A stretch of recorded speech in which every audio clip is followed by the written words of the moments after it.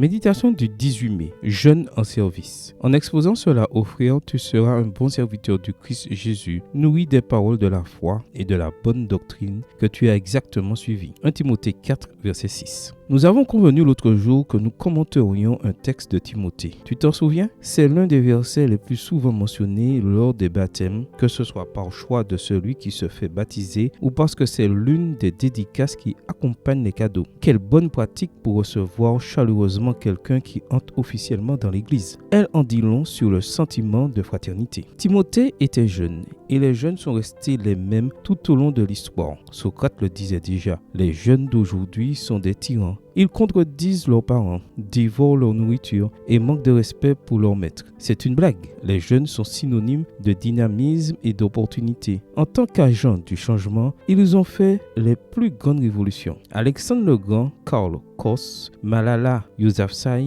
et Claudette Colvin l'ont démontré quand ils avaient entre 15 et 20 ans. La jeunesse de Timothée était donc un atout. Timothée, de plus, exerçait des responsabilités dans son église. Cela me fascine de la part de l'église primitive. Elle donnait aux jeunes l'occasion de s'engager. L'idée s'est répandue que la jeunesse est l'époque où l'on tente des expériences hors des principes divins parce qu'ensuite viendra le temps de la vie d'adulte avec ses sujets sérieux. Cette idée est erronée. Ce qui est nocif est toujours nocif, que l'on ait 40 ou 17 ans. C'est pourquoi Paul demande à Timothée de bien faire les choses, comme un jeune bien. Que personne ne méprise ta jeunesse, mais sois un modèle pour les fidèles en parole, en conduite, en amour, en foi, en pureté. 1 Timothée 4, verset 12. D'abord, ne te laisse pas convaincre par l'idée que ce n'est pas grand-chose d'être jeune. C'est extraordinaire. Nous passerons l'éternité en étant jeunes. Penser que tu es incapable d'être mature spirituellement parlant, c'est te déprécier. Un jeune, affirme Paul, peut être un exemple de bien des façons.